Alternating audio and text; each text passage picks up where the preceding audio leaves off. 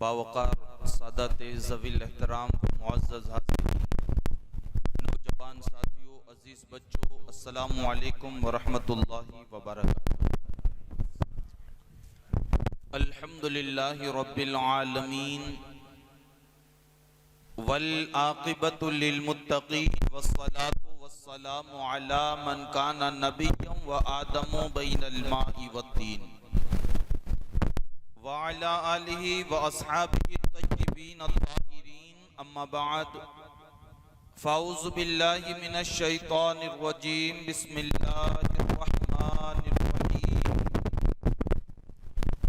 वला तक़ूलू लिमन युक़तलु फ़ी सबीलिल्लाहि अमवात बल अहयाउन वलाकिन ला तशऊरून। सदक़ल्लाहुल अज़ीम। आइए हम और आप मिलकर इंतहाई अक़ीदत व एहतराम और मोहब्बत के साथ गुंबदे खज़रा की जानिब लो लगाकर हम गरीबों के गमगुज़ार सय्यदे अबरार व अख़ियार आक़ाए नामदार मुस्तफ़ा जान रहमत शमे बज़्मे हिदायत शहर यारे इरम ताजदारे हरम हुज़ूर अहमद मुजतबा मुहम्मद अरबी रूही फ़िदा सल्लल्लाहु ताला अलैहि व आलिहि वसल्लम की बारगाह नाज में दुरूद पाक का नजराना पेश करने की सआदतें हासिल कर ले और पढ़ें अल्लाहुम्मा सल्लि अला सय्यदिना व शफीना व हबीबिना व मौलाना मुहम्मदिन व बारिक व सल्लिम सलातन व सलामन अलैका या रसूल अल्लाह। नबी और आले नबी की बारगाह में एक बार और मोहब्बत से ये दुरूद व सलाम पेश कर ले और पढ़ें अल्लाहुम्मा सल्लि अला सय्यदिना व शफीना व हबीबिना व मौलाना मुहम्मदिन व बारिक व सल्लिम। हुसूल बरकत के लिए सारा मजमा एक बार और जी लगा करके दुरूद पाक पढ़ लें। अल्लाहुम्मा सल्लि अला सय्यदिना शफीना व हबीबिना व मौलाना मुहम्मदिन व बारिक व सल्लिम सलातन व सलामन अलैका या रसूल अल्लाह सल्लल्लाहु ताला अलैहि व आलिहि वसल्लम। नामों से शाहिदी को बचाया हुसैन ने, नामों से शाहिदी को बचाया हुसैन ने, परचम भी दीन हक का संभाला हुसैन ने। नामों से शाहिदी को बचाया हुसैन ने, परचम भी दीन हक का संभाला हुसैन ने।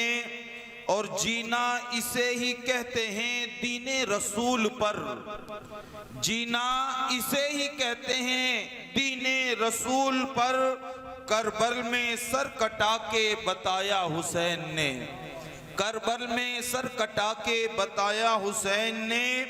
और बचपन में मुस्तफ़ा से जो वादा किया था वो, बचपन में मुस्तफ़ा से जो वादा किया था वो मैदाने करबला में निभाया हुसैन ने, मैदाने करबला में निभाया हुसैन ने। और जोरो जफा के सामने झुकना नहीं कभी, जोरो जफा के सामने झुकना नहीं कभी, जोरो जफा के सामने झुकना नहीं कभी। हम जैसे आशिकों को बताया हुसैन ने, हम जैसे आशिकों को बताया हुसैन ने। और आया यजीदियत को पसीना ये देख कर, आया यजीदियत को पसीना ये देख कर, मैदान में जब पिसर को उतारा हुसैन ने, मैदान में जब पिसर को उतारा हुसैन ने। और नुसरत में ए सईदी मोहम्मद के दीन की, नुसरत में ए सईदी मोहम्मद के दीन की कुर्बान कर दिया है घराना हुसैन ने, कुर्बान कर दिया है घराना हुसैन ने। मुअज़्ज़ज़ सामीन ज़वील एहतराम, खुतबे मसनूना के बाद कुरान मुक़द्दस की जिस आए करीमा की तिलावत करने का मैंने शरफ हासिल किया है, मैं अल्लाह रब्बुल इज़्ज़त की बारगाह में दुआ गो हूँ कि अल्लाह रब्बुल इज़्ज़त उसके मुतालिक मुझे हक कहने की तौफीक अता फरमाए, आपको हक सुनने की तौफीक अता फरमाए। और रब कदीर हम सबको उस पर अमल करने और उसे आम करने की तौफीक अता फरमाए। मुअज़्ज़ज़ सामीन हज़रात, ये बात हकीकत और मुसल्लम है कि जिस बंदे की मौत या शहादत जहां लिखी होती है, वो असबाब पैदा हो ही जाते हैं कि बंदे को उस जगह पहुंचना ही पड़ता है। जिस शहर जिस मकाम पर बंदे की मौत मुकद्दर हो चुकी होती है, इंसान लाख कोशिश कर ले और हजारों सही कर ले कि वहां न पहुंचे, ऐसा हो ही नहीं सकता। वो असबाब ऐसे हो ही जाते हैं कि जहां बंदे की मौत और शहादत लिखी होती है, बंदा उस मकाम और उस जगह को पहुंच जाता है। मैं दलील के तौर पर हजरत सुलेमान अलैहिस्सलातु वस्सलाम के जिंदगी के अंदर होने वाले एक वाक़े को आपके सामने पेश करूं, जिससे हमें और आपको ये अंदाजा होगा कि यकीनन बंदे को अपनी मंजिल पर पहुंचना ही पड़ता है और अल्लाह ऐसे असबाब पैदा ही कर देता है कि जिससे बंदा उस मकाम और वो मंजिल को पहुंच जाता है। हजरत सुलेमान अलैहिस्सलातु वस्सलाम के हवाले से हमारे उलमा ने अपनी किताबों में लिखा है कि हजरत सुलेमान अलैहिस्सलातु वस्सलाम की महफिल लगी है। हजरत सुलेमान अलैहिस्सलातु वस्सलाम के हवारी, आपके मानने वाले, आपके चाहने वाले, उनकी महफिल लगी हुई थी। मलकुल मौत इंसानी शक्ल के अंदर आए और उस महफिल में जो अफराद बैठे थे उसमें से एक बंदे को टकटकी बांध करके देखने लगे। बड़ी तवज्जो और गौर के साथ उस बंदे के चेहरे को देखते रहे। अल्लाह अकबर। इस बंदे ने भी देखा कि कोई अजनबी मुझे देख रहा है, कोई अजनबी मुझे घूर रहा है और बड़ी जो है टकटकी बांध करके मेरे चेहरे की वो ज़ियारत कर रहा है। महफिल खत्म हो गई, लोग उठ करके अपने अपने घर की तरफ चले गए, लेकिन ये बंदा हजरत सुलेमान अलैहिस्सलाम के पास गया और जाकर के कहने लगा, हुजूर महफिल में आज एक अजनबी आया था, बड़ा मुझे घूर रहा था और टकटकी बांध करके मुझे देख रहा था। इससे पहले मैंने इस बंदे को कभी नहीं देखा और इससे पहले ये चेहरा मेरी निगाहों में कभी नहीं आया। हुजूर आप बताएं कि वो बंदा था कौन जो टकटकी बांध करके मुझे देख रहा था और अपनी महफिल में मुझे घूर रहा था? कौन था ये बंदा कि जो मुझे टकटकी बांध करके देख रहा था? हजरत सुलेमान अलैहिस्सलातु वस्सलाम फरमाते हैं, ए मेरे उम्मती, तू नहीं पहचानता कि वो कौन था? उसने कहा, हुजूर मैं नहीं पहचानता। उस वक्त हजरत सुलेमान ने फरमाया, ए मेरे उम्मती सुन, ये कोई और इंसान न था बल्कि ये फरिश्ता था जो इंसानी शक्ल में आया था, और फरिश्ता भी वो था जिसे दुनिया इज़राइल अलैहिस्सलाम के नाम से जानती है। यही तो वो फरिश्ता है जो रूहों को कब्ज करने पर मामूर किया गया है। और आज जो तूने इंसान को देखा, हकीकत में वो इज़राइल अलैहिस्सलाम थे जो तुझे घूर करके देख रहे थे। उसने कहा, हुजूर तब तो लगता है मेरी मौत का वक्त करीब आ गया है, तब तो लगता है कि मेरे मौत के अय्याम करीब। हुजूर ऐसा करें कि हवा को हुक्म दे मुझे हिंदुस्तान उड़ा करके ले जाए, हवा को हुक्म दे दे ताकि हवा मुझे उड़ा करके ले जाए। आपने फरमाया, कहां जाना चाहता है? उसने कहा, सरजमीन हिंद पर आप मुझे भेज दीजिए, हवा को कहे ताकि हवा मुझे वहां पहुंचा दे। हजरत सुलेमान अलैहिस्सलाम ने हवा को हुक्म दिया, उस बंदे ने वहां से उठाया और उठा करके सरजमीन हिंद पर उस बंदे को मुंतकिल कर दिया। जब दूसरे दिन मलकुल मौत हजरत सुलेमान अलैहिस्सलाम की बारगाह में गए तो आपने फरमाया, मलकुल मौत क्यों तू मेरे उम्मती को घूर करके देख रहा था? मेरे उम्मती को टकटकी बांधकर तवज्जो के साथ और घूर करके मेरे उम्मती को तू देख रहा था, क्या वजह थी? हजरत मलकुल मौत कहते हैं, ए सुलेमान, टकटकी बांध करके देख इसलिए रहा था कि रब का हुक्म था कि इस बंदे को हिंदुस्तान की जमीन पर उसकी रूह कब्ज की जाए, इस बंदे की रूह सरजमीन हिंद पर निकाली जाए। लेकिन हुजूर वो बेटा आपकी बारगाह में था, मैं सोच रहा था कि अल्लाह का हुक्म है, कैसे होगा? लेकिन कहते हैं उसका जब मौत का वक्त जो मुतअय्यन था, उस वक्त में उस जगह पहुंचा जहां इसकी रूह निकालने का हुक्म था, तो मैंने देखा ये बंदा पहुंच चुका है और हुजूर आज आपकी बारगाह में आ रहा हूं, तो उस बंदे की रूह को मैंने कब्ज कर लिया और वो बंदा दुनिया को छोड़ करके आखिरत की तरफ चला गया है। जहां मौत मुकद्दर होती है, जहां शहादत मुकद्दर होती है, वो असबाब पैदा हो ही जाते हैं कि बंदा वहां तक पहुंच जाता है।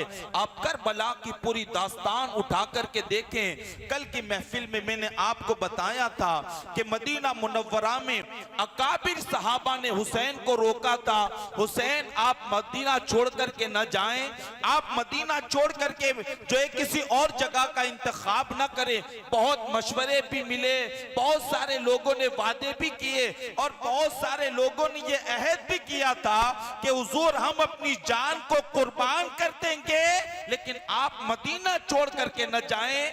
लेकिन अज़ल से ये तय था कि मुस्तफा का शहजादा हुसैन जामे शहादत नोश करे, वो भी करबला के मैदान में करे। वो असबाब हो ही गए कि हुसैन ने मदीना छोड़ा, मक्का आए और मक्का छोड़ करके सरजमीन करबला पर आप रौनक अफरोज हो गए और वहां आपने जामे शहादत नोश फरमाया।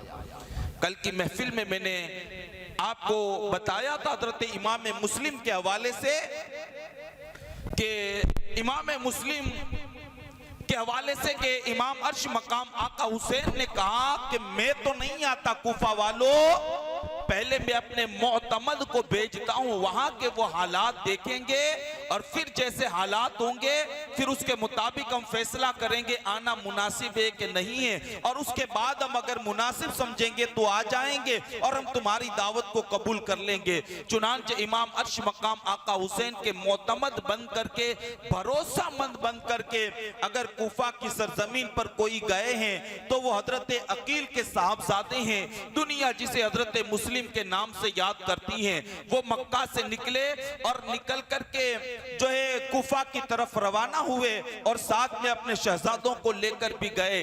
कहते हैं जब सरजमीन कूफा पर पहुंचे और कूफा वालों को जब आपकी आमद की खबर हुई, शहजादे रसूल के मोतमद और भरोसामंद हजरत मुस्लिम बिन अकील आ गए हैं और कूफा वालों को जब इस बात का इल्म हुआ तो आपकी ज़ियारत के लिए लोग आने लगे, मुलाकात के लिए लोग आने लगे, आपकी बारगाह में तोहफे और तहाई पेश करने लगे। हमारे उलमा ने लिखा है कि इतने मोतमद जो है कूफा वालों ने अपने आप को जाहिर किया। कहते हैं हजरत मुस्लिम गए मोतमद बन करके इमाम हुसैन के, हजरत इमाम मुस्लिम के हाथ पर कमो बेश एक हफ्ते में 12,000 कूफियों ने आपके हाथ पर बैयत की थी। एक हफ्ते में 12,000 कूफियों ने आपके हाथ पर बैयत की। जब इमाम मुस्लिम ने देखा कि एक हफ्ते में इतनी तादाद हो गई है और इन्होंने दावत देकर के बुलाया भी है, माहौल भी बड़ा खुशगवार है, हालात भी बड़े अच्छे हैं और लोगों की आमद और बैयत ये बताती है कि जो इन्होंने वादा हमसे किया है उसमें बेवफाई नहीं करेंगे। एक हफ्ता आप रुके, वहां के लोगों के हालात को देखा। जब 12,000 कूफी आपके हाथ पर बैयत कर चुके तो फिर इमाम मुस्लिम ने इमाम अर्श मकाम आका हुसैन को खत लिखा कि हुजूर अब तक कमो बेश 12,000 लोगों ने हमारे हाथ पर बैयत किए, यहाँ के हालात बड़े खुशगवार है, यहाँ के लोगों के दिल भी आपके साथ है। हुजूर जितना जल्दी हो सके आप मक्का को छोड़ें और मक्का छोड़ करके आप कूफा की सरजमीन पर तशरीफ लाएं, जितना हो सके आप जल्दी आप तशरीफ लाएं। इधर इमाम मुस्लिम ने इमाम अर्श मकाम आका हुसैन के नाम खत लिखा और एक बंदे के हवाले करके कहा कि ये खत इमाम की बारगाह में पहुंचा दो। वो खत इमाम की बारगाह में पहुंचाने के लिए निकल गया। अब यहाँ एक हफ्ता इमाम मुस्लिम रहे, कमो बेश 12,000 लोगों ने आपके हाथ पर बैयत की।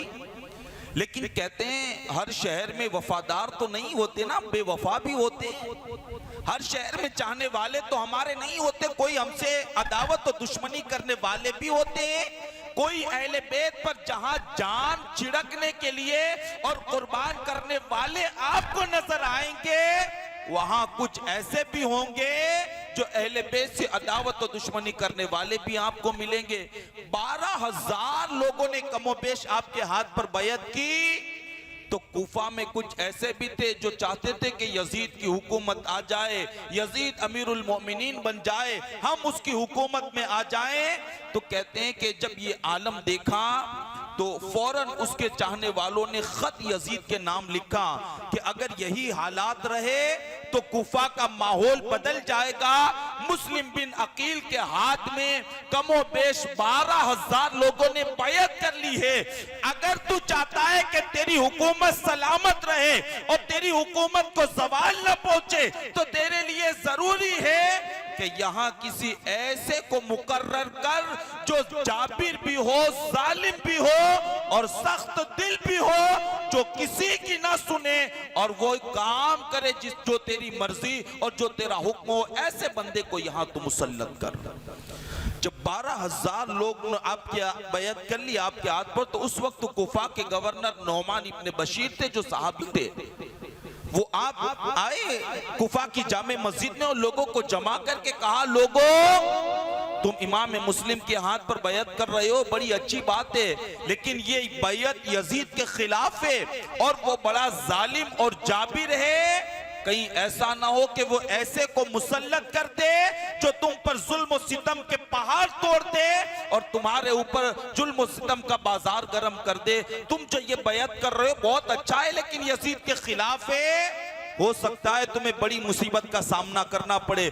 और हुआ भी यूं कि जब यजीद को खत पहुंचा, यजीद ने खत पढ़ करके फौरन अपने मुशीरों को बुलाया और बुला करके कहा कि वहां के लिए ऐसे शख्स का नाम मुझे बताएं जो वहां के लिए मुनासिब हो और बड़ा संग दिल हो, जो किसी की ना सुने और जो हमारी बैअत ना करे, उसके सर को उसके तन से जुदा कर दिया जाए। ऐसे शख्स का नाम दो मुझे। यजीद के मुशीरों ने कहा कि इस वक्त एक ही शख्स ऐसा है जो इस तरह का काम कर सकता है और उसका नाम है उबैदुल्ला इब्न जियाद। इब्न जियाद एक ही संगदिल इंसान है। उसने कहा कि इस वक्त वो मिस्र का गवर्नर है, कहा उसके वहां माजूल कर दो और कूफा इस बंदे को भेज दो, इसलिए कि वही शख्स है जो चालाक भी है, जीरक भी है, जो है जफाकार भी है और बड़ा जालिम इंसान है। कूफा के लिए यही शख्स ज्यादा मौजू रहेगा, लिहाजा इब्न जियाद को भेज दिया जाए। चुनांचे यजीद ने खत लिखा इब्न जियाद को मिस्र के तुम इस वक्त मिस्र को छोड़ो और छोड़ करके कूफा चले जाओ और वहां के हालात बड़े बिगड़ चुके हैं। मेरी बैयत को लोगों से जो मान ले तो ठीक है और न माने तो उनके सर को उनके तन से जुदा कर दिया जाए। चुनांचे उबैदुल्ला इब्न जियाद मिस्र से निकला और वहां अपने भाई को हाकिम बनाया जिसका नाम उस्मान था। वो वहां से निकला और आकर के उस रास्ते पर उसने कयाम किया जो रास्ता हिजाज मुकद्दस से आ रहा था। जो रास्ता हिजाज से आ रहा था उस रास्ते पर उसने कयाम किया। चूंकि वो बड़ा चालाक था, बड़ा जीरक था, वो होशियार भी था, चुनांचे उसने इंतजार किया कि सूरज डूब जाए उसके बाद मैं कूफा के अंदर दाखिल हो जाऊं, ताकि मेरे चेहरे पर नकाब होगी, हिजाजी लिबास होगा, हिजाजी रास्ते से आना होगा, लोग समझेंगे नवासे रसूल आ गए और मैं लोगों को धोखा दे करके गवर्नर हाउस पहुंच जाऊंगा और मेरा जो मकसद है वो मेरा मकसद पूरा हो जाएगा। चुनांचे हुआ भी यूं, इंतजार करने लगा। जब सूरज गुरूब हो गया तो उसने हिजाजी लिबास पहना और हिजाजी रास्ते पर बहुत बड़े लश्कर को वो लेकर के नहीं आया। उसने अपने साथ चंद अफराद रखे और चंद अफराद का काफिला उसने तैयार किया और तैयार करने के बाद जब सूरज गुरूब हो गया, अंधेरा छा गया, तो वो हिजाज वाले रास्ते से आया। हिजाजी लिबास था और हिजाज का रास्ता था, चेहरे पर नकाब डाले हुए थे और वो इब्न जियाद अपने लश्कर के साथ, अपने सिपाहियों के साथ जब कूफा में दाखिल हुआ तो कूफा वालों को पहले ही से खबर थी कि इमाम मुस्लिम ने खत लिख दिया है, नवासे रसूल को आने के लिए कहा है और जल्दी आने के लिए कहा। सब इंतजार में थे, नवासे रसूल आएंगे, नवासे रसूल आ रहे हैं, नवासे रसूल आ रहे हैं। इस मौके को गनीमत जान करके वो हिजाज के रास्ते से कूफा में दाखिल हुआ। सबको यूं लगा नवासे रसूल आ गए हैं, नवासे रसूल, और वो लोगों को धोखा दे करके गवर्नर हाउस की तरफ बढ़ता रहा, बढ़ता रहा, बढ़ता रहा। लोग मरहबा आलम वसालन के नारे लगाते रहे, खुश आमदेद फर्जंद रसूल के नारे लगाते रहे। लेकिन वो पर्दे में सबको देखता रहा। उसका दिल तो जल रहा था लेकिन मौका उसने न पाया। चुनांचे वो नारों की गूंज में और भीड़ के अंदर वो गवर्नर हाउस की तरफ बढ़ रहा था। कहते हैं कि इतनी भीड़ हो गई कि उसका चलना दुश्वार हो गया। कूफा वाले इस वहम में थे कि ये नवासा रसूल है और इतनी भीड़ हो गई कि चलना दुश्वार हो गया। जब उसने देखा कि अब आगे का रास्ता चलना दुश्वार है और मेरे लिए बेहतर यह है कि जितना हो सके मैं गवर्नर हाउस में चला जाऊं ताकि मैं सेफ हो जाऊं। गवर्नर हाउस में जाने के बाद मैं सेफ हो जाऊंगा, बेहतर रास्ता मेरे लिए। चुनांचे उसके साथी ने ऐलान किया, ए कूफा वालो, जिसको तुम नवासे रसूल समझ रहे हो वो हुसैन नहीं है बल्कि यजीद का भेजा हुआ सिपाही है। ये इब्ने जियाद है जिसको तुम नवासे रसूल समझ करके जिसका तुम इस्तकबाल करते हो। जैसे ही नाम सुना कूफा वालों के दिलों में हैबत तारी हो गई और सारे के सारे अफराद वो रास्ता छोड़ दिए और सब के सब अपने घरों पर चले गए। वो 20 अफराद का काफिला लेकर के आया था। 20 अफराद के साथ वो गवर्नर हाउस में दाखिल हुआ और सहाबी रसूल हजरत नौमान इब्ने बशीर को माजूली नामा दिखाया और वो कूफा का गवर्नर बन गया। कहते उसने रात तो जैसे तैसे काट ली, लेकिन जैसे ही सुबह हुई तो सब लोगों को जमा किया और जमा करने के बाद उसने ऐलान किया है, लोगों, जो मुझे जानता है वो जानता है, जो मुझे पहचानता है वो तो पहचानता ही है, और अगर नहीं जानता तो सुन लो, मैं वो हूं कि मैं किसी पर रहम नहीं करता, मैं किसी पर मेहरबानी नहीं करता। और सुन लो, यहां मैं अपनी मर्जी से नहीं बल्कि यजीद के हुक्म से आया हूं और यजीद का हुक्म है कि आप यजीद की बैयत कर लो। अगर कर लोगे तो मैं तुम्हारे साथ भलाई से पेश आऊंगा, मेहरबानी से, और अगर नहीं करोगे तो फिर तुम्हारे सरों को तुम्हारे तन से जुदा कर दिया जाएगा। सब लोगों को जमा किया और जैसे ये ऐलान किया, अल्लाह अकबर, लोगों के वजूद में कब कभी तारी हो गई और उनके वजूद में लर्जा तारी हो गया। ये उबैदुल्लाह इब्ने जियाद है, किसी पर रहम नहीं करता है। और फिर उसने ये तकरीर की और तकरीर करने के बाद फिर वो गवर्नर हाउस में चला गया। चूंकि इमाम मुस्लिम रदी अल्लाह मौला तबारक व तआला अन्हु जो तशरीफ लाए थे अपने साहबजादों के साथ, वो मुख्तार बिन उबैदा के मकान पर आपने कयाम किया था। मुख्तार बिन उबैदा के मकान पर आपने कयाम किया था। जब उबैदुल्लाह इब्ने जियाद के आने की खबर इमाम मुस्लिम को हुई और जब ये पता चला कि उसने इस तरीके की तकरीर की है कि लोगों के दिलों में हैबत तारी हो गई, खौफ तारी हो गया, तो इमाम मुस्लिम ने सोचा कि यहाँ ठहरना मेरे लिए बेहतर नहीं होगा। चुनांचे आपने मुख्तार बिन उबैदा के मकान को छोड़ा और हानी बिन उर्वा के मकान पर आप कयाम पजीर हो गए। हानी बिन उर्वा के मकाम पर गए। जैसे ही गए, चूंकि वो मुहिब अहले बैत थे, मुस्तफा जान रहमत की आल से प्यार और मोहब्बत करने वाले थे, हानी बिन उर्वा ने देखा कि मुस्तफा जान रहमत के शहजादे के मोतमद और नुमाइंदे इमाम मुस्लिम मेरे घर पर आए हैं। वो बड़े खुश हो गए और आपके रहने के लिए वो मकान हानी बिन उर्वा ने दिया कि जो एक मखसूस जगह पर था और आपके अलावा कोई और उस मकान में नहीं जा सकता था। यानी महफूज कमरा इमाम मुस्लिम को रहने के लिए दिया। कहते इमाम मुस्लिम वहां कयाम पजीर हुए।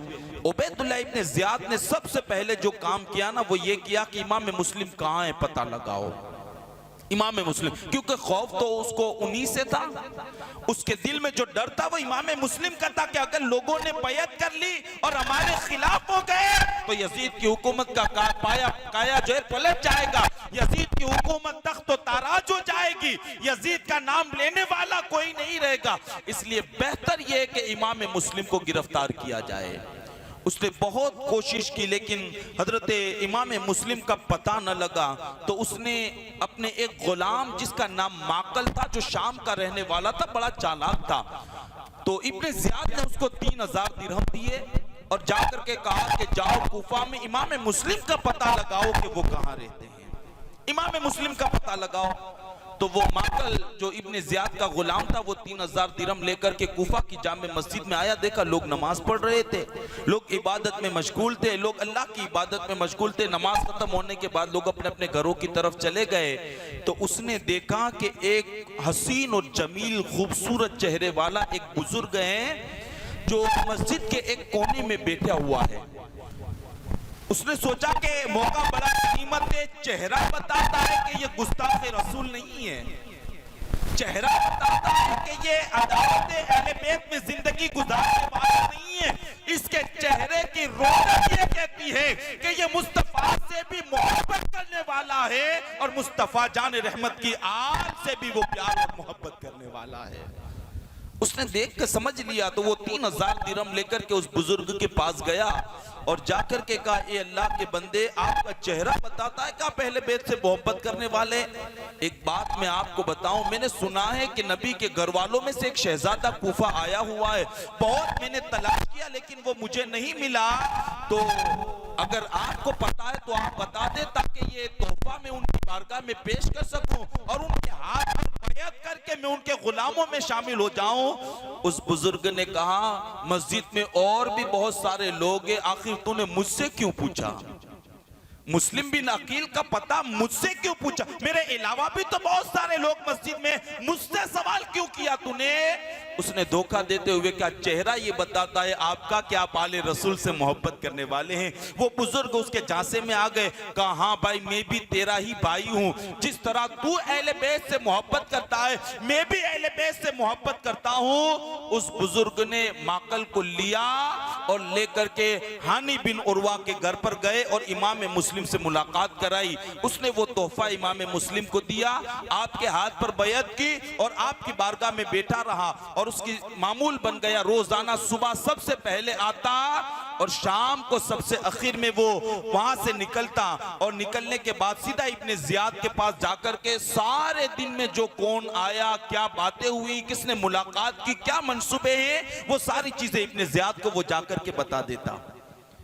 जब इब्ने ज़ियाद को पता चल गया कि इमाम मुस्लिम हानी बिन उर्वा के घर पर है, तो चूंकि हानी को पहले ही भनक लग चुकी थी इसलिए वो बीमारी का बहाना करके घर में बैठ गए। जब इब्ने ज़ियाद को पता चला तो हानी को बुलाया और बुला करके जब हानी ने उसके तेवर देखे, सलाम किया तो इब्ने ज़ियाद ने जवाब न दिया, वो खड़े रहे, बैठने के लिए नहीं कहा। तो हानी समझ गए कि शायद मेरे घर के हालात इब्ने ज़ियाद को पता चल गए और उसे ये भी पता चल गया है कि मुस्तफ़ा जान रहमत सल्लल्लाहु अलैहि वसल्लम के शहजादे ने जिस मोतमद इमाम मुस्लिम को भेजा है कूफा, वो मेरे घर पर कयाम पजीर है। वो समझ गए कि शायद इब्ने ज़ियाद को इस बात का इल्म हो गया है। चुनांचे हानी से इब्ने ज़ियाद ने कहा कि मैंने सुना है कि मुस्लिम बिन अकील तुम्हारे घर पर है। आपने पहले बहाने बनाए क्योंकि अहले बैत का शहजादा उसके हाथ में चला न जाए और वो आपके सर को तन से जुदा न कर दे, आपने बहाने बनाए। लेकिन इब्ने ज़ियाद ने माकल को सामने ला करके खड़ा कर दिया। हानी ने जब माकल को देखा तो समझ गए कि ये तो वो बंदा जो वफादार नहीं है, गद्दार है। आकर के रोजाना बातें सुनता था और सारी बातें इब्ने ज़ियाद को जाकर के बता देता था। फिर हुआ यूं कि इब्ने ज़ियाद ने हानी बिन उर्वा से कहा कि इमाम मुस्लिम को मेरे हवाले करो। इमाम मुस्लिम को हानी ने कहा, ये जान मेरी चली जाए ये तो गवारा कर सकता हूं, लेकिन हजरत इमाम मुस्लिम को तेरे हवाले नहीं करूंगा, तेरे हवाले नहीं करूंगा। चुनांचे हानी बिन उर्वा और उसके दरमियान बहसो मुबाहिसा हुआ। इब्ने ज़ियाद जलाल में आया, गजब में आया, छड़ी पड़ी थी उठाई और उठा करके हजरत हानी के सर पर मारी, आपके वजूद पर मारी, जिससे आपका सर फट गया और सारा पैरहन आपका खून आलूद हो गया, सारा पैरहन लहू लहान हो गया और सारे सर से निकलने वाले खून की वजह से आपके दामन पर खून के निशानात पड़ गए। और फिर कुफा में ये ऐलान हो गया, बात ये होने लगी कि इब्ने ज़ियाद ने हानी बिन उर्वा को शहीद कर दिया है। हानी बिन उर्वा को जब ये खबर पहुंची ना तो हानी बिन उर्वा के रिश्तेदार हजारों की तादाद में तलवारें लेकर के आए और आने के बाद गवर्नर हाउस का मुहासरा कर लिया। और करीब था कि इब्ने ज़ियाद को कत्ल कर दिया जाता, इब्ने ज़ियाद को मार दिया जाता, लेकिन उसने मौके को गनीमत समझ करके नोमान बिन बशीर को बुलाया और बुला करके कहा, भाई लोग तुम्हें सबसे ज्यादा मोहब्बत करते हैं, ऐसा करो कि जो लड़ने के लिए आए हैं हानी बिन उर्वा के रिश्तेदार, उनसे जाकर के तू इतना कह दे कि वो अभी सलामत है, वो मरे नहीं है, बल्कि कुछ मसलहतों की वजह से उन्हें नजरबंद कर दिया गया है, बस ये जाकर के कह दे। और साथ में एक गुलाम भी भेजा कि हजरत नोमान बिन बशीर के हालात पर नजर रखे कि वो जाकर के जो मैंने कहा वो कहते हैं या गलत दूसरी बातें कहते हैं। चुनांचे आपने मसलहत को नजर में रखते हुए वो इब्ने ज़ियाद का जो पैगाम था वो लोगों तक पहुंचा दिया और फिर लोग जो है मुंतशिर हो गए और मुंतशिर होने के बाद लोग अपने अपने घरों की तरफ चले गए। लेकिन कहते हैं हजरत इमाम मुस्लिम रज़ी अल्लाहु मौला तबारक व तआला चूंकि हानी के घर पर क़याम पजीर थे, एक दस्ता आया, जंग हुई और फिर एक मौका वो भी आया कि इमाम मुस्लिम ने गवर्नर हाउस का मुहासरा कर लिया, गवर्नर हाउस का मुहासरा कर लिया। कहते हैं जब आपने मुहासरा किया तो लोगों को बुलाया, आओ आओ लोगों, अहले बैत की मोहब्बत में आ जाओ, दीन के तहफ्फुज़ और बका के लिए आ जाओ। कहते हैं इतने लोग जमा हो गए इमाम मुस्लिम के साथ कि अगर इमाम मुस्लिम इशारा करते तो थोड़ी ही देर के अंदर वो किला फतेह हो जाता, इब्ने ज़ियाद गिरफ्तार हो जाता और यजीद की हुकूमत का काया पलट जाता। लेकिन रब की मशीयत और मर्जी कुछ और थी, रब की मशीयत और मर्जी कुछ और थी। सब आ गए और फिर जब इमाम मुस्लिम ने ये सोचा कि हम पहल नहीं करेंगे, अगर उनकी तरफ से हमला होगा ना तो फिर हम लड़ाई और जंग व जिदाल करेंगे, बात अगर बातों से ही खत्म हो जाती है, सुलह हो जाती है, तो हमें जंग करने की जरूरत नहीं है। कई हजार लोग आपके साथ में आए, लेकिन कहते हैं फिर ऐसा माहौल हुआ कि इमाम मुस्लिम का साथ सबने छोड़ दिया। हत्ता के नमाज मगरिब पढ़ाने के लिए जब इमाम मुस्लिम मुसल्ले पर खड़े हुए, कमो बेश 500 अफराद आपके साथ थे। तकबीर तहरीमा कहते वक्त इमाम मुस्लिम के साथ 500 कूफी मौजूद थे, लेकिन कहते हैं जैसे ही सलाम फेरा एक भी बंदा आपके पीछे नहीं था सिवाय इमाम मुस्लिम के। सब इमाम मुस्लिम अकेले थे और सब आपका साथ छोड़ करके अपने अपने घरों की तरफ चल पड़े। अब चूंकि रात हो गई, जिसको मेहमान बना करके बुलाया था ना, जिसको मेहमान बनाया था, कूफा वालों ने उसके साथ ऐसा दगा किया कि खाना तो देना दूर की बात है, पानी पिलाना तो दूर की बात है, खुश आमदेद कहना और मरहबा कहना तो दूर की बात है। कूफा वालों ने इमाम मुस्लिम के साथ ऐसा सुलूक किया कि इमाम मुस्लिम जिस रास्ते से जाते लोग अपने घर के दरवाजों को बंद कर देते कि कहीं मुस्लिम बिन अकील हमारे घर के अंदर न आ जाए। इमाम मुस्लिम रज़ी अल्लाहु मौला तबारक व तआला अन्हु के लिए दरवाजे लोग बंद कर रहे हैं, कोई न पानी का पूछ रहा है न कोई खाने का इंतजाम है। इमाम मुस्लिम कुफा की गलियों में रात के तन्हाइयों में जा रहे थे, प्यास की शिद्दत आपको हुई, प्यास शिद्दत के साथ लगी तो देखा कि कुफा के एक गली के अंदर एक औरत अपने दरवाजे की दहलीज पर बैठी और किसी का इंतजार कर रही है। इमाम मुस्लिम उसके पास गए, जिसका नाम तवा था, गए उसके पास और उसके सामने जाकर के बैठे और बैठ करके फरमाया, माँ मैं बहुत प्यासा हूं, अल्लाह के लिए मुझे पानी पिला दे, प्यासा हूं पानी पिला दे। तवा उठी और उठ करके अपने कमरे में गई, पानी लेकर के आई और वो पानी इमाम मुस्लिम के हवाले किया। इमाम मुस्लिम ने पानी पिया और वो प्याला उस औरत के हवाले करके वो औरत तौहा जो थी वो चली गई घर में प्याला रखने के लिए। और जब प्याला रख करके आई तो देखा इमाम मुस्लिम ऐसे ही बैठे हुए थे। उसने कहा, अल्लाह के बंदे तू मुसाफिर है, तूने पानी मांगा पिला दिया, अब क्या लेने के लिए बैठा है? जा अपने घर पर और रात की तन्हाइयों के अंदर गलियों में बसेरा, और घूमने से बेहतर ये होगा कि तू अपने घर में जाकर के रात गुजारे। इमाम मुस्लिम ने कहा, माँ अगर मेरे पास घर होता तो तेरी दहलीज पर क्यों आता, अगर मेरे पास घर होता तेरी चौखट पर क्यों आता। माँ मैं एक मुसाफिर हूँ, यहाँ लोगों ने बड़ी इज्जत से बुलाया था, लेकिन मेरे साथ वो बेवफाई की है कि पानी और खाना देना तो दूर की बात है, लोग मुझे देख करके अपने घर के दरवाजे भी बंद कर देते हैं। इमाम मुस्लिम ने फरमाया, माँ मुझे देख करके लोग अपने घर के दरवाजों को भी बंद। उस औरत ने कहा, फिर आप हैं कौन? कौन है? कहा, मैं वही हूं दुनिया जिसको मुस्लिम बिन अकील के नाम से जानती है। कहा, आप वही है जिसको इमाम हुसैन ने भेजा है? कहा, हाँ मैं वही हूं। वो खुश हो गई, कदम नाज को पकड़ा। कहा, कहां मेरी किस्मत और कहां मुस्तफा के घर का शहजादा? कहा, मेरी नजात के लिए तो इतना ही काफी है कि मैं आपकी खिदमत करके अल्लाह की रजा को हासिल कर लूं। अब आपको किसी और घर के तलाश की जरूरत नहीं है। वो आपको ले गई और अपने मखसूस कमरे के अंदर जाकर के इमाम मुस्लिम को उसने ठहराया और आपने वहां कयाम किया।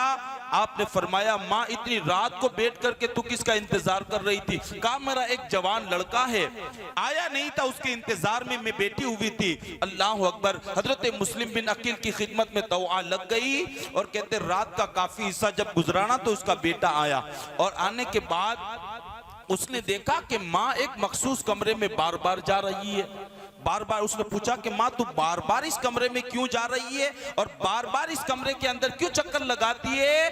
तो माँ ने अपना बेटा समझ करके कहा, बेटे आज हमारी किस्मत की मेराज हो गई है कि हजरत मुस्लिम बिन अकील हमारे घर पर तशरीफ ले आए हैं। हमारी किस्मत की मेराज हो गई कि आज मुस्लिम बिन अकील हमारे यहाँ आ गए हैं। अल्लाह अकबर। चूंकि वो बदबख्त था, शकावत कल्बी के अंदर वो बंदा मुब्तला था, उसकी किस्मत में सआदत की बजाय बदबख्ती लिखी थी। तो आज तो खिदमत करके जन्नत पाना चाहती थी और उसका बदबख्त बेटा इमाम मुस्लिम के अफ़आल को देख करके वो खुश हो रहा था कि माँ को जन्नत मिलेगी। और अगर मैंने इब्ने ज़ियाद को पता बता दिया तो इब्ने ज़ियाद मुझे दुनिया की दौलत से माला माल कर देगा। चुनांचे वो रात भर खिदमत करता रहा, लेकिन जैसे ही सुबह हुई तो मोहम्मद बिन असअस जो इब्ने ज़ियाद का खास आदमी था, उसके बेटे को सारी बातें बताई कि इमाम मुस्लिम हमारे घर पर है और हमारे यहाँ क़याम पजीर है। सारा दिन निकल गया, रात का काफी हिस्सा भी निकल गया। जब फजर की नमाज का वक्त हुआ तो इब्ने ज़ियाद ने मोहम्मद बिन असअस की सरकर्दगी के अंदर एक लश्कर जर्रार को भेजा इमाम मुस्लिम की गिरफ्तारी के लिए। और उस वक्त आप तो के घर में कयाम पजीर थे। फजर की नमाज जैसे ही पढ़ी, घोड़ों के टापों की आवाज सुनी, आप समझ गए इब्ने ज़ियाद ने गिरफ्तारी के लिए लश्कर भेजा है मुझे और मुझे गिरफ्तार कर लिया जाएगा। मेरे हाथों में हथकड़ियां, पैरों में बेड़ियां डाल करके मुझे कैदी बना करके इब्ने ज़ियाद के दरबार में भेज दिया जाएगा। खून हैदर कर्रार जलाल में आता है और आपने अपनी तलवार को मियान से निकाला और दरवाजा खोल करके जैसे ही बाहर गए, देखा एक बहुत बड़ा लश्कर है जो इमाम मुस्लिम को गिरफ्तार करने के लिए आया है। इमाम मुस्लिम ने तलवार को फिजा में लहराया और उनसे जंग करना शुरू किया। अली का एक शहजादा, हजारों यजीद उसके सामने थे, लेकिन जुल्फ़िकार हैदरी की धमक इमाम मुस्लिम की तलवार में ऐसी थी कि लोग रास्ता छोड़ने पर मजबूर हो गए और कहने लगे, भले हम हजार हैं लेकिन अली के इस शहजादे से मुकाबला नहीं कर सकते हैं। सबने रास्ता छोड़ दिया, घर की छतों पर चढ़ गए और चढ़ने के बाद पत्थर लेकर के इमाम मुस्लिम पर बरसाने लगे। पत्थर इमाम मुस्लिम पर बरसाने लगे, हत्ता कि इमाम मुस्लिम ने कहा, ओ बुज़दिलो, ये क्या जंग है में अकेला तुम तलवार की बजाय पत्थरों से मुकाबला करते हो? है अगर ताकत या तुम्हारी माँ ने तुम्हें दूध पिलाया है तो आओ मुस्लिम का मुकाबला करो, तुम्हें पता चलेगा कि खून हैदरी की झलक अल्लाह ने हमारे खून के अंदर कितनी रखी है। हैदर कर्रार के खून की ताबानियां और उसकी ज़ुफ़शानियां हमारे अंदर कितनी है, आओ मुकाबला करो तो पता चले तुम्हें। लेकिन वो बदबख्त क्या मुकाबला करते। मोहम्मद बिन असअस आया मुकाबले के लिए, उसने फिजा में तलवार लहरा करके इमाम मुस्लिम के सामने आया, चंद वार किए, इमाम मुस्लिम ने रोक लिए, लेकिन उस बदबख्त ने चालाकी से एक ऐसा वार किया इमाम मुस्लिम पर कि जो वार आपके होंठ मुबारक पर लगा, आपका होंठ कट गया, खून का फवारा बहा और आपके होंठ के फटने के साथ साथ आपके दो दांतों ने भी जामे शहादत नोश कर लिया। आपके दो दांत भी शहीद हो गए। मोहम्मद बिन असद से मुकाबला करते, लेकिन जख्म के बाद भी हजरत मुस्लिम की तलवार में कोई फर्क नहीं पड़ा। आपने वो वार, उसका जो है मुकाबला करते हुए आपने एक ऐसा वार किया मोहम्मद बिन असद पर कि उसका सर फट गया और खून का फव्वारा जारी होने लगा। मोहम्मद बिन असद ने सोचा कि यार ये ऐसे गिरफ्तार, ये ऐसे ही कैदी नहीं बनेंगे, हम इन पर ऐसे ही गलबा नहीं पा सकते। उसने ऐलान करना शुरू कर दिया, ओ मुस्लिम हम तुम्हें अमान देते हैं, हम तुम्हें अमान देते हैं, हम तुम्हें अमान देते हैं, हम अमान देते हैं, तुम्हारा कोई कुछ नहीं बिगाड़ेगा, हम अमान देते हैं, आपके साथ कोई बदसलूकी नहीं की जाएगी, आपके साथ कोई ज्यादती नहीं की जाएगी, हम इस बात की जमानत और अमान देते हैं। इमाम मुस्लिम की तलवार रुक गई और आपने फरमाया, सुन मोहम्मद बिन असद, तूने अमान का ऐलान किया इसलिए मेरी तलवार रुक गई है, याद रखना मेरे साथ बेवफाई ना करना। उसने कहा आपके साथ कोई बेवफाई नहीं की जाएगी। चुनांचे आपको जो है कैदी बना लिया गया और आपको सवार करा करके जब गवर्नर हाउस की तरफ ले जाया जा रहा था तो रास्ते में इमाम मुस्लिम की तलवार को मोहम्मद बिन असद ने अपने कब्जे में ले लिया। आपने फरमाया, मैंने पहले कहा था तू बेवफाई ना करना, ये काम बता रहा है कि तूने जो अमान का वादा किया है ना उसमें धोखा होने वाला है, उसमें धोखा होने वाला। उसने कहा कि नहीं, आप बिल्कुल फिक्र न करें, आपको कोई तकलीफ नहीं होगी, आप बड़े इत्मीनान के साथ गवर्नर हाउस पहुंच जाएं और आपको कोई अजियत और तकलीफों का सामना करना नहीं पड़ेगा। चुनांचे सीरत निगार लिखते हैं कि गवर्नर हाउस के दरवाजे पर पहुंचे तो देखा एक लंबी कतार लोगों की है जो इब्ने ज़ियाद से मिलने के लिए खड़े हैं और उससे मुलाकात के लिए खड़े हुए, एक लंबी कतार है। हजरत इमाम मुस्लिम रदी अल्लाहुल मौला तबारक व तआला अन्हु को भी वहां जाकर के बिठा दिया गया।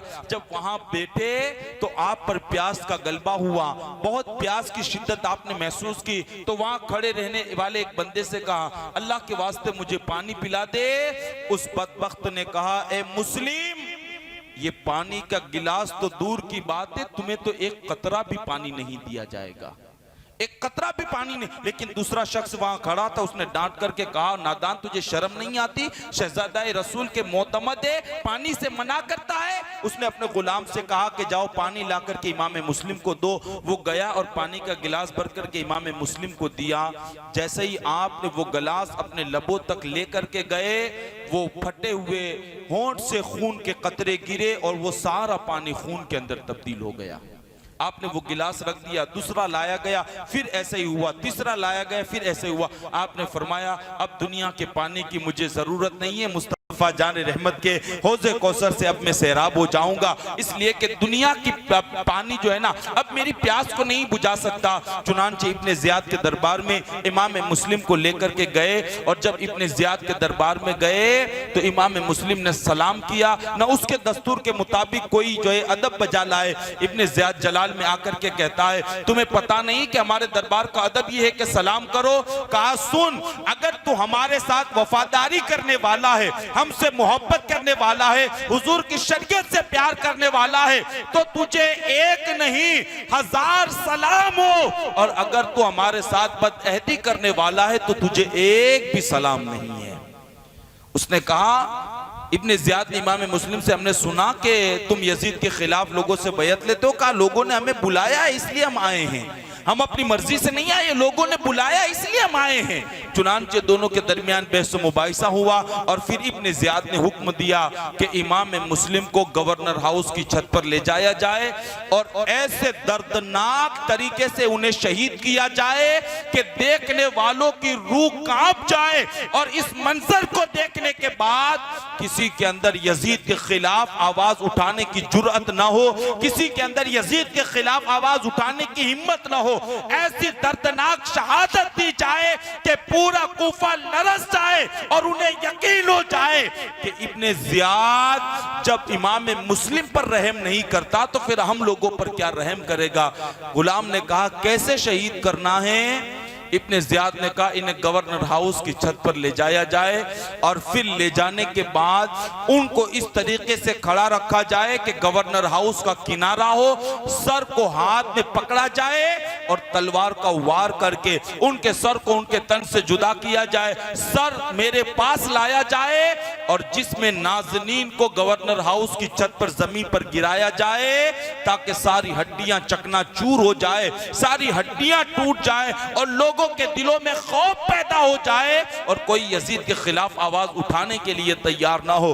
अल मुख्तसर ये कि इमाम मुस्लिम को जो है गवर्नर हाउस की छत पर ले जाया गया और फिर ले जाने के बाद एक जल्लाद ने आपके सर को अपने हाथ में पकड़ा, तलवार को फिजा में लहराया और एक ऐसा वार किया कि हजरत इमाम मुस्लिम का सर आपके तन से जुदा हो गया।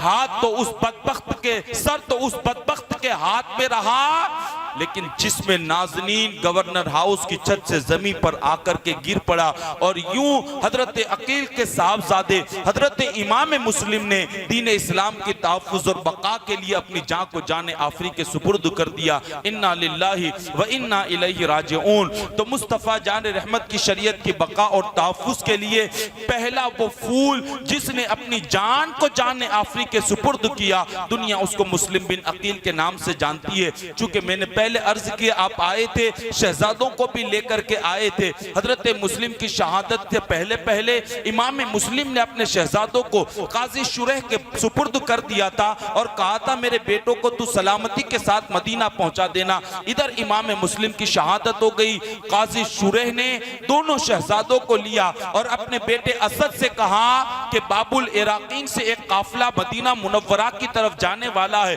ऐसा कर दोनों शहजादों को उस काफिले के हवाले कर दे और उसमें भी तलाश करना अगर कोई ऐसा मिल जाए जो अहले बैत से मोहब्बत और वफादारी करने वाला हो तो शहजादों को उनके हवाले कर देना ताकि मुस्लिम बिन अकील के शहजादे सलामती के साथ शहर रसूल पहुंच जाए, सलामती के साथ पहुंच जाए। असद जो काजी शुरे का लड़का था दोनों शहजादों को लेकर के बाबुल इराकीन आया, लोगों से पूछा कभी थोड़ी देर हुई ये काफिले ने रख्ते सफर बांधा है, अभी थोड़ी देर हुई, चंद लम्हे पहले काफिला गया है, चंद कदम शहजादों के साथ चला, देखा गर्दे काफिला नजर आ रही थी। असद ने शहजादों से कहा और मुस्लिम के शहजादों काफिला अभी दूर नहीं गया है, वो देखो गर्दे काफिला नजर आ रही है, जल्दी से दौड़ करके पहुंच जाओ, वो काफिला मिल जाएगा और फिर वो काफिला तुम्हें सलामती के साथ मदीनतुर रसूल पहुंचा देगा। अल्लाह अकबर। वो शहजादे थे बड़े नाज के पाले थे, कभी ठोकरें नहीं खाई थी, कभी पैरों में छाले नहीं पड़े थे, कभी रस्तों पर गिरने का इत्तेफाक नहीं हुआ था। वो मुस्लिम के शहजादे जिनको बाप ने कभी अपने सीने से जुदा न किया था, बाप की शफकतें जिनके साथ हमेशा थी, बाप के रिफाकतें जिनके साथ हमेशा थी, बाप को कभी अलग न किया था, न बाप ने अपने बेटों को कभी अलग किया था। अल्लाह अकबर। आज बाप के बिना दोनों शहजादे कूफा से निकल करके जो है मदीना के रास्ते साथ मदीना जाने वाले काफिले के साथ होने लगे। असद चंद कदम चला, काफिले के गर्द दिखा करके कहा कि इस गर्द है, इस काफिले में शरीक हो जाओ और वो वहां से अपने घर चला आया। कहते हैं शहजादे गिरते पड़ते छोटा गिरता बड़ा संभालता, बड़ा गिरता छोटा संभालता। कहते हैं चंद कदम चले कि गर्द काफिला उनकी निगाहों से ओझल हो गया। जो अलामत थी काफिले में मिलने की, धूल का उड़ना, गर्द का उड़ना, वो गर्द उनकी निगाहों से ओझल हो गई। फिर भी वो चलते रहे हत्ता कि सारी रात चलते रहे। और शहजादों की कैफियत ये थी कि रात के सन्नाटे में पत्तों की आवाज भी आती तो शहजादे झिझक जाते। और फिर कैफियत ये थी बड़ा छोटे को संभालता, छोटा बड़े को दिलासा देता और यूं सारी रात ये चक्कर लगाते रहे। यूं समझे कि हम कूफा से निकल गए हैं, लेकिन सूरज ने जैसे ही शुआएं जमीन पर बिखेरी, दुनिया रोशन क्या हुई। शहजादों ने देखा कि हम तो वही हैं जहां से हमने सफर का आगाज किया था, हम तो वही है जहां से सफर शुरू किया था। एक बदबख्त आया और उसने इमाम मुस्लिम के शहजादों को पकड़ करके इब्ने जियाद के दरबार में पेश कर दिया। इब्ने जियाद ने शहजादों को देख करके कहा इन्हें जेल में डाल दिया जाए और जब तक कि यजीद का हुक्म कोई नहीं आता उस वक्त तक इनके बारे में कोई फैसला नहीं होगा। अल मुख्तसर ये कि उन्हें जेल में डाल दिया गया। लेकिन हुस्न इत्तेफाक देखें, जिस जेल में इमाम मुस्लिम के शहजादों को डाला गया ना, वहां का जो दारोगा था जिसका नाम मशकूर था, वो भी अहले बैत से मोहब्बत करने वाला था, वो भी अहले बैत से प्यार करने वाला था। जब शहजादों को इस कैफियत में देखा ना तो उसने सोचा ये एक जान क्या है, अगर 1000 जान अल्लाह देना तो गवारा करूंगा, लेकिन इमाम मुस्लिम के बच्चों को इब्ने जियाद के दरबार में अब नहीं जाने दूंगा।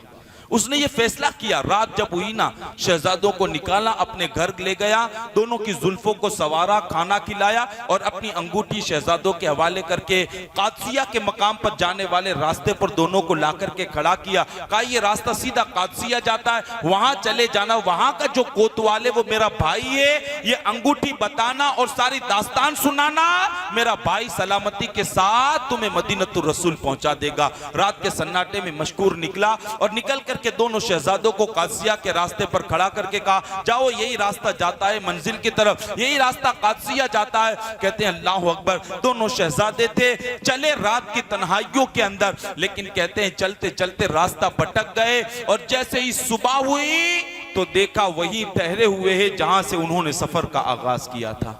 छोटे ने बड़े से कहा भाई ये क्या मामला हो रहा है? बड़े ने छोटे से कहा ये हमारे साथ क्या हालात हैं? पहली मर्तबा भी ऐसे ही हुआ, अब की मर्तबा भी ऐसे हुआ। लेकिन छोटा शहजादा कहने लगा भाई अब हम ये इब्ने जियाद के दरबार में जाना नहीं चाहते, अगर अब गए तो हमें और तकलीफें पहुंचाएगा और मुसीबतें हमें सहनी पड़ेगी, इसलिए हम उसके हाथ में न जाएं, किसी महफूज जगह को तलाश कर लेते हैं और सारा दिन यहाँ हम आराम करेंगे और जैसे ही रात होगी फिर उसी रास्ते पर चल पड़ेंगे और कादसिया पहुंच जाएंगे और वहां का कोतवाल हमें मदीना पहुंचा देगा। कहते हैं कि अपनी जगह, महफूज जगह को तलाश करते करते उनकी नजर पड़ी कि एक बहुत बड़ा दरख्त है, जो है नहर के किनारे एक बहुत बड़ा दरख्त है और उस दरख्त के अंदर एक बहुत बड़ी खो है। छोटे ने कहा अब आगे चलने की ताकत भी तो हमारे पास नहीं है, बेहतर ये होगा कि इसी दरख्त की खो में हम आराम कर लेते हैं ताकि दिन यहाँ गुजार दे और फिर सुबह होगी तो हम अपने सफर का आगाज करेंगे। दोनों शहजादे गए उसी खो के अंदर जाकर के एक दूसरे के बाहों में बाहें डालकर, एक दूसरे के गले में हाथ डालकर के दोनों शहजादे वहां महफूज हो गए। वो सोच रहे थे दुनिया वालों की निगाहें यहां न पहुंचेगी, हम इत्मीनान के साथ दिन गुजार देंगे और आने वाली रात को हम अपनी मंजिल की तरफ जाएंगे। लेकिन अल्लाह अकबर, अल्लाह की मशीयत और मर्जी क्या होती है? जो वही होता है जो अल्लाह की मशीयत और मर्जी होती है। मेरा रब जब किसी को बचाना चाहता है तो दुनिया की कोई ताकत उसे मारना नहीं चाहती, मार नहीं सकती, और जब मेरा मौला किसी को जामे शहादत नोश करवाना चाहता है तो फिर दुनिया की कोई ताकत उससे भी बचा नहीं सकती है। अल्लाह अकबर। वो शहजादे थे, एक दरख्त की खो में बैठे रहे। कहते हैं कि एक औरत पानी भरने के लिए आई, जैसे उसने अपने मशकीजे को नहर के अंदर डुबोया तो यूं लगा जैसे दो खूबसूरत चांद नहर के अंदर तैर रहे हों, दो खूबसूरत और हसीन और जमील चांद नहर में तैर रहे हो। उसने मशकीजे को वहीं छोड़ा और शहजादों को देखती रही, देर तक देखती रही और देखने के बाद कहा शहजादों बताओ तुम कौन हो? कौन हो? वो सहमे हुए थे, डरे हुए थे, एक दूसरे का नाम, बड़ा छोटे को देखता, छोटा बड़े को देखता। औरत ने कहा आप घबराने की जरूरत नहीं है, मैं अहले बैत से मोहब्बत करने वाली हूँ और जिसकी मैं खादिमा हूँ वो भी अहले बैत से बहुत मोहब्बत करती है, आप फिक्र न करें और आपको जर्रा बराबर भी जो फिक्र करने की जरूरत नहीं है। शहजादों ने अपने नाम बताए। वो औरत उन दोनों को लेकर के अपनी मलका के पास गई और जाकर के कहा मलका मुबारक हो, मुस्तफा के घर वालों को मैं तेरा मेहमान बनाने के लिए लेकर के आई हूं, मेहमान बनाने के लिए आई हूं मैं। कहा कौन है? कहा मुस्लिम बिन अकील के शहजादे हैं। उसने सुना, उन पर वारी गई और बड़ी मोहब्बत और इखलास के साथ उनकी खिदमत करती रही और उसने भी अपना एक मखसूस कमरा शहजादों को दिया और अपनी खादिमा से कहा तूने जो अहले बैत के शहजादों को मेरे हवाले किया है और खिदमत का मौका दिया, अल्लाह को गवाह बना करके कहती हूँ जा आज मैं तुझे गुलामी से नजात का परवाना अता करती हूँ।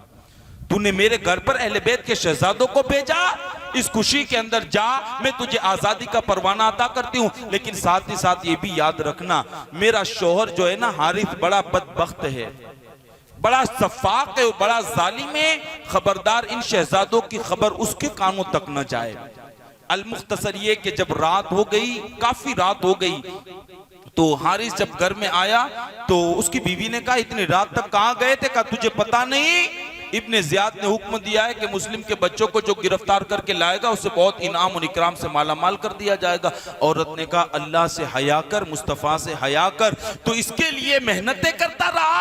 याद रख, अगर तूने ये जुर्म कर लिया तो कयामत के दिन मुस्तफ़ा की बारगाह में क्या चेहरा लेकर के जाएगा और मौला पाक की बारगाह में क्या मुंह लेकर के जाएगा। सैयदाए कायनात की चौखट पर तू कैसे हाजिर हो सकेगा? तू अपने इस जुर्म को अपने हाथ में न ले और अहले बैत अतहार को कैदी बनाने से तौबा कर ले। याद रख, अगर ये जुर्म तूने कर लिया तो तेरी दुनिया भी तबाह, तेरी कब्र और तेरी आखिरत भी बर्बाद कर दी जाएगी। उसने कहा मुझे नसीहत की जरूरत नहीं है, मुझे तो दौलत चाहिए, दौलत, और दौलत के लिए मैं कुछ भी कर सकता हूं और कितना भी बड़ा जुर्म हो मैं उसको करने के लिए तैयार हूं। अल-मुख्तसर ये, उसने खाना दिया, हारिस ने खाना खाया और खा करके अपने कमरे में जाकर के सोया। तो आधी रात से ज्यादा का वक्त हुआ तो उसने सुना कि बच्चों के रोने की आवाज आ रही है, बच्चों के रोने की आवाज। उसने अपनी बीवी से कहा हमारे घर में बच्चों के रोने की आवाज कहां से आ रही है? बीवी ने कहा हमारे घर से नहीं है, पड़ोस के घर से बच्चों के रोने की आवाज आ रही है। पड़ोस के घर से? उसने कहा नहीं, पड़ोस के घर से नहीं, हमारे घर से बच्चों के रोने की आवाज आती है। वो उस कमरे में पहुंचा जहां मुस्लिम बिन अकील के शहजादे आराम कर रहे थे। अल्लाह अकबर, वो पहुंचा, इमाम मुस्लिम के शहजादे आराम कर रहे थे। जब उसने दरवाजा खोला तो देखा इमाम मुस्लिम के दोनों शहजादे एक दूसरे से बगलगीर हैं और आपस में गुफ्तगू कर रहे थे। बड़ा कहता था भाई अब हमारी दुनिया का सफर खत्म हो गया है, अब हमें आखिरत की तरफ जाने का जो इशारा हो गया है, अब हम ज्यादा दिनों तक दुनिया में नहीं रहने वाले हैं, हमारी जिंदगी की चंद सातें हैं और फिर उसके बाद हम मुस्तफा जान रहमत की बारगाह में हाजिर हो जाएंगे। छोटे ने कहा तुम्हें कैसे पता चला? कहा अभी अभी ख्वाब मैंने देखा है कि मुस्तफा जान रहमत की महफिल लगी है, मौलाए कायनात भी मौजूद है, सैयदा फातिमा भी मौजूद है और उस महफिल के अंदर मैंने अपने बाबा हजरत मुस्लिम को देखा है। जब हजरत मुस्लिम हुजूर के पास गए तो हुजूर ने फरमाया मुस्लिम तू अकेला चला आया और शहजादों को किसके हवाले छोड़ करके आया है? अरे तुझे आना था तो शहजादों को भी लेकर के आता। बड़ा कहने लगा छोटे भाई से। उस वक्त बाबा ने हुजूर से ये कहा या रसूल अल्लाह बस चंद सातें हैं, चंद सातों के बाद वो शहजादे भी आपकी बारगाह में हाजिर हो जाएंगे। छोटे ने कहा भाई जो ख्वाब आपने देखा है ना सेम वही ख्वाब मैंने भी देखा है। जब हारिस अंदर गया तो दोनों शहजादे बगलगीर होकर के रो रहे थे। हारिस ने पूछा तुम कौन हो, यहाँ क्या कर रहे हो? औरत की मोहब्बत और प्यार देख करके वो समझे थे ये अहले बैत के से मोहब्बत करने वालों का घर है, अहले बैत से प्यार करने वालों का। फौरन उन्होंने अपने नाम बताया, कहा मुस्लिम बिन अकील के शहजादे हैं। उसने तड़प करके कहा कि जिसकी तलाश में मैं सारा दिन घूमता रहा, सारी रात घूमता रहा, हत्या के मेरी सवारी ने जान तक कुर्बान कर दी और तुम मेरे घर में आराम से सोए हो। वो गया और उसने उन दोनों शहजादों के बाल पकड़े और बाल पकड़ करके उन्हें घसीट करके चौखट से बाहर लाने लगा। और हारिस की औरत गई, उसके कदम को पकड़ करके कहती है अल्लाह के वास्ते अब भी तुझे मौका है, इस अहले बैत के खून से अपने हाथ को रंगीन न कर और इन अहले बैत को तकलीफ न पहुंचा, इसलिए कि जो इन्हें तकलीफ पहुंचाता है दर हकीकत वो मोहम्मद रसूलुल्लाह को तकलीफ पहुंचाता है। अब भी वक्त है, तौबा कर ले उस बदबख्त के दिल में, चूंकि दुनिया इतनी सरायत कर चुकी थी और शैतान इतना गालिब आ चुका था कि शहजादों की जुल्फों को पकड़ा, घसीट करके घर से निकाल करके सवारी तक लेकर के आया। किसी कहने वाले ने बड़ा अच्छा नक्शा खींचा है, जब वो जो है आपकी जुल्फों को पकड़ करके ला रहा था तो उनके चेहरों पर तमाचे भी मार रहा था, उनके गालों पर तमाचे भी मार रहा था। कहने वाले ने इस नक्शे को यूं खींचा है, अरे ये सैयद है, सैयद सैयद हैं, तमाचे न लगा। अरे ये सैयद तमाचे न लगा, कुरान के औराक को जमीन पर न गिरा। फातिमा को क्यों रुलाता है कफन में, दो फूल तो रहने दे मोहम्मद के चमन में। ए हारिस, अब भी वक्त है, मुस्तफा के बाग के इन फूलों को मुरझाने से बचा ले, ताकि तेरी दुनिया भी आबाद, आखिरत भी आबाद होगी। और अगर इन फूलों को तूने कुचल दिया तो तेरी दुनिया भी तबाह, तेरी आखिरत भी तबाह हो जाएगी।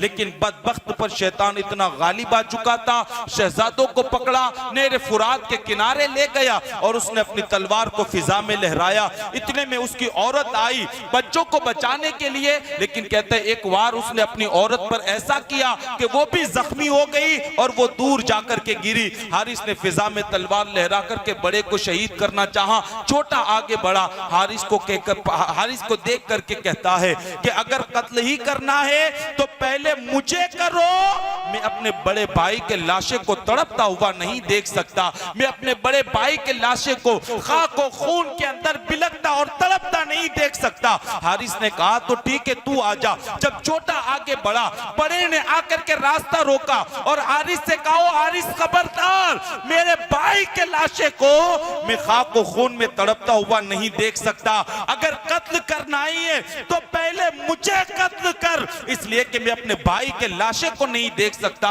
हारिस की तलवार फिजा में लहराई और दुनिया ने ये देखा, एक ऐसा वार किया कि हजरत मुस्लिम बिन अकील के शहजादों के सर उनके तन से जुदा हो गए। इन्ना लिल्लाहि व इन्ना इलैहि राजिऊन। उस बदबख्त ने सरों को एक तश्त में लिया और दोनों जिस्म नाज़नीन को उठाया और उठा करके नहर फुरात के अंदर उसने डाल दिया। वो दोनों तश्त सर को जो है तश्त में लेकर के इब्ने ज़ियाद के दरबार में पहुंचा और पहुंच करके कहता है कि आप मुझे इनाम और इकराम से मालामाल करें। कहा ये क्या है? कहा तुम्हारे दुश्मन के सर हैं, तुम्हारे दुश्मन के सर। कहा कौन हमारे दुश्मन? कहा मुस्लिम बिन अकील के शहजादों के सर। उसने कहा बदबख्त, मैंने तो कैदी बना करके लाने के लिए कहा था, तूने उन्हें शहीद कर दिया। और मैंने तो यजीद को लिख दिया है कि मुस्लिम के बच्चे सलामत और जिंदा हैं, अगर आप हुक्म दे तो मैं उन्हें आप तक पहुंचा दूंगा।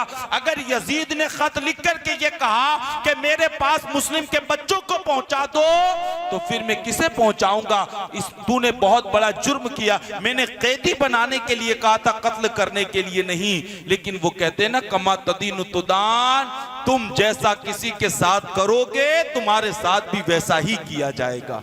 अहले बैत के साथ गद्दारी की, बदअहदी की, बेवफाई की, जुल्म सितम के पहाड़ तोड़े, मसाइब और आलाम से अहले बैत को गुजारा और उनके सर को उनके तनों से जुदा किया।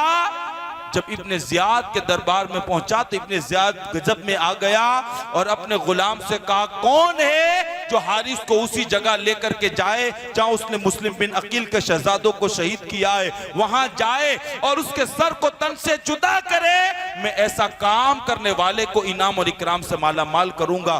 उस दुनिया के लालची कुत्ते और दुनिया की हवस में जिंदगी गुजारने वाले हारिस को यूं था कि दुनिया की दौलत मिल जाएगी, मेरी जिंदगी तायुशात के अंदर गुजर जाएगी। लेकिन बदबख्त वो नहीं जानता कि अहले बैत के साथ बेवफाई और उनके साथ गद्दारी का अंजाम ये होता है कि नस्लें खत्म हो जाती है और अहले बैत के साथ गद्दारी और बेवफाई करने वाले के नाम को हमेशा हमेशा के लिए खत्म कर दिया जाता है।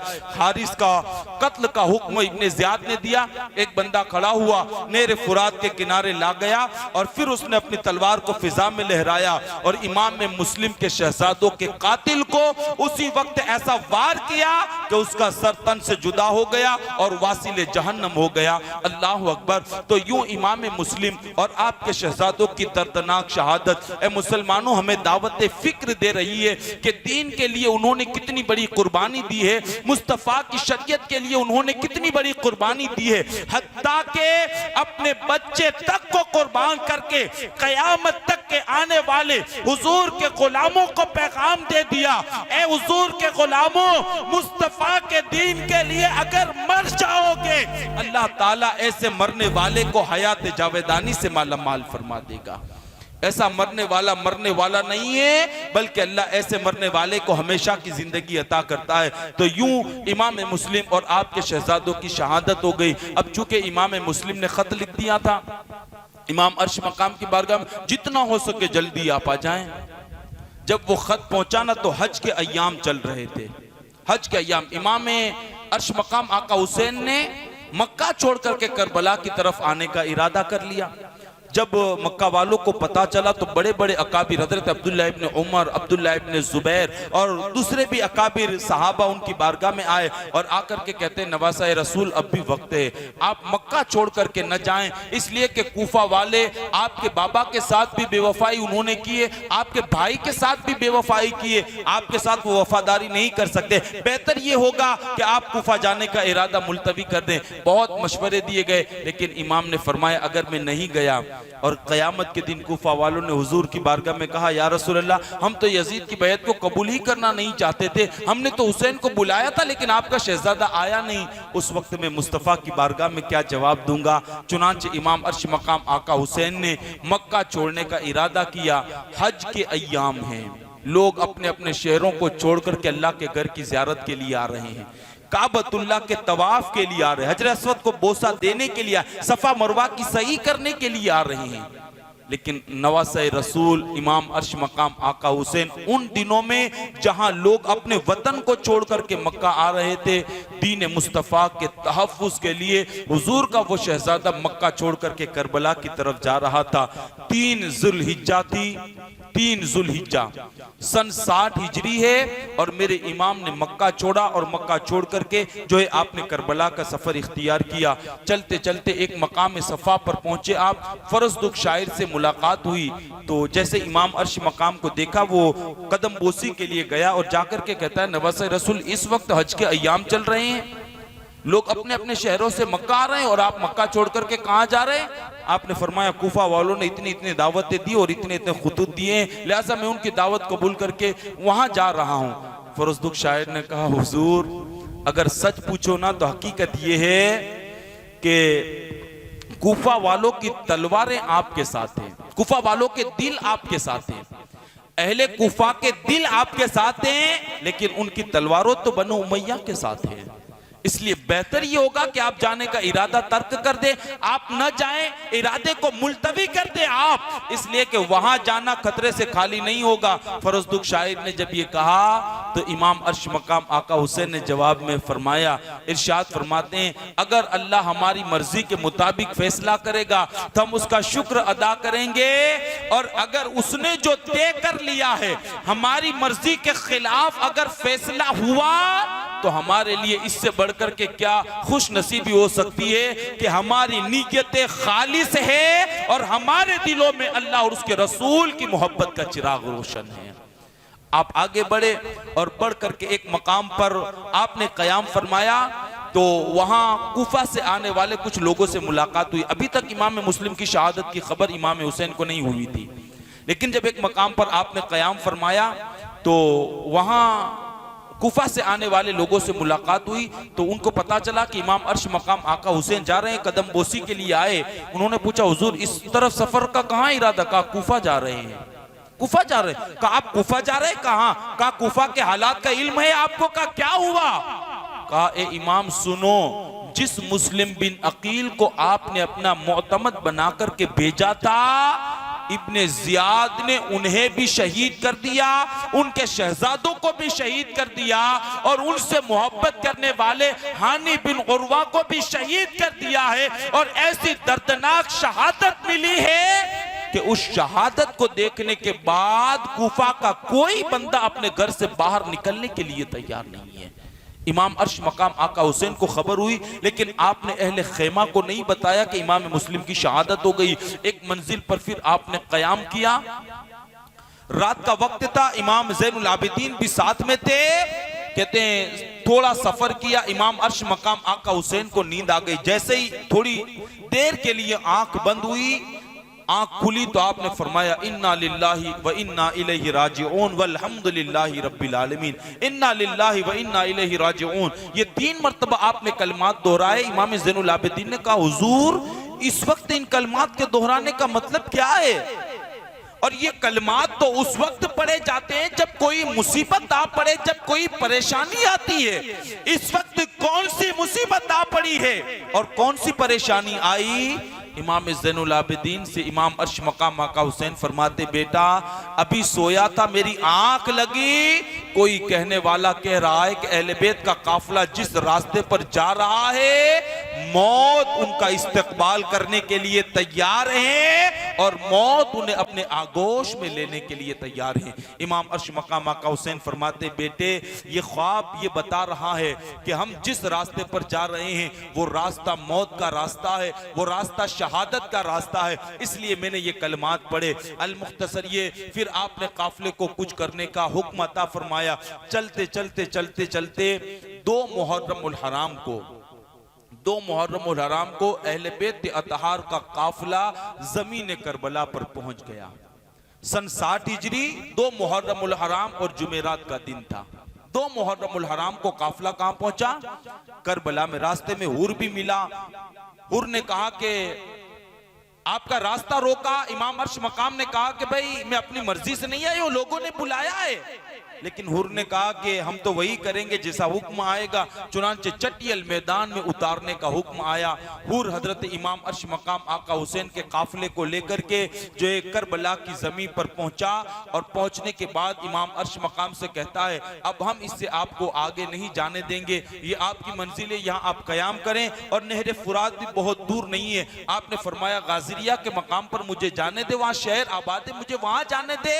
उसने कहा मैं इससे आगे नहीं जाने दे सकता आपको, इसलिए कि इब्ने जियाद का कासिद मेरे साथ है। अगर मैंने जाने दिया तो ये सारी खबर उसे हो जाएगी और फिर मेरे हक में वो बुरा फैसला करेगा। बेहतर ये कि आप यहीं कयाम करें। आपने वहां कयाम करा, सामान उतारा, खेमे बांधे और फिर लोगों से फरमाया, लोगों जानते हो ये कौन सी जगह है और इसको क्या कहते हैं? लोगों ने कहा हुजूर इसका नाम नैनवा है, इसका नाम नैनवा। आपने फरमाया कोई दूसरा नाम भी है? लोगों ने कहा हाँ हुजूर, इसी जमीन को लोग करबला के नाम से याद करते हैं, यही वो जमीन है जिसको करबो बला कहते हैं। इमाम ने खेमे वहां गाड़ने का हुक्म दिया, सामान उतारा, सवारियां बिठाई और लोगों को मुखातब होकर के कहा, लोगों यही वो जमीन है जहां अहले बैत के कुंबे को लुटा जाएगा, यहाँ सवारियां बैठेगी, यहाँ खेमे बैठेंगे, यही वो जगह है जहां मुस्तफा जाने रहमत के बाग के फूलों को मुरझा दिया जाएगा और उनके सरों को उनके तन से जुदा कर दिया जाएगा। 2 मुहर्रमुल हराम को अहले बैत अतहार का काफिला जमीन करबला पर पहुंच चुका है। कमो बेश 82 अफराद पर मुश्तमिल काफिला था। 82 अफराद पर मुश्तमिल, उसमें औरतें भी हैं, उसमें बच्चे भी हैं, उसमें जवान भी हैं। और कहते हैं जब मक्का से निकल करके करबला आ रहे थे ना, तो अरब के बहुत सारे लोग इमाम अर्श मकाम के साथ हो गए थे, बहुत सारे लोग हो गए थे लड़ने के लिए। लेकिन कहते हैं जो ख्वाब अभी मैंने बयान किया ना, इमाम ज़ैनुल आबिदीन से फरमाया ना, बेटा ख्वाब देखा है और ये रास्ता हमें मौत के आगोश में ले जा रहा है। मेरे इमाम ने खड़े होकर के लोगों से कहा, लोगों वहां से लेकर के यहाँ तक तुमने मेरा साथ दिया, तुम्हारी वफादारी को मैं सलाम करता हूँ, लेकिन चूंकि हमारा रास्ता अब शहादत की तरफ और मौत की तरफ जा रहा है, इसलिए तुम में से जो जाना चाहे वो जा सकता है। कहते बहुत सारे अफराद आए थे, लेकिन जैसे ही इमाम ने ऐलान किया, सब लोगों ने इमाम का साथ छोड़ दिया और वही आपके साथ रह गए जो मदीना से इमाम के साथ चले थे, जो मदीना से लोग चले थे, वही इमाम अर्श मकाम आका हुसैन के साथ रहे। और फिर ये मुकद्दस काफिला जमीन करबला पर आ गया। 2 मुहर्रमुल हराम से 7 मुहर्रमुल हराम तक बातें होती रही और बराबर कमक और लश्कर आता रहा, हत्ता के 7 मुहर्रमुल हराम तक कमो बेश जो है 22,000 का लश्कर जर्रार यजीद के हुक्म से इब्ने जियाद ने जमीन करबला पर उतार दिया। किसके लिए? नवासे रसूल के खून से अपने हाथों को रंगीन करने के लिए। किसके लिए? फातिमा के चैन को लूटने के लिए। अली की आंखों की ठंडक, जो इमाम थे उनको जामे शहादत नोश कराने के लिए 22,000 का लश्कर जर्रार करबला की जमीन पर उतर गया है। और इमाम अर्श मकाम आका हुसैन और आपके साथ कुल कितने अफराद थे? मर्द, बच्चे और सब मिलाकर के कमोबेश 82 अफराद पर मुश्तमिल ये काफिला था। उनसे लड़ने के लिए 22,000 का लश्कर जर्रार आ गया है। अजीज़ान मिल्लत इस्लामिया, इंशाअल्लाह कल यहाँ से फिर मैं गुफ्तगू को शुरू करूंगा, लेकिन जाते जाते मैं एक पैगाम आपको मुख्तसर अल्फाज में ये पेश कर दूं। ए मुसलमानों, इन कुर्बानियों को याद करो।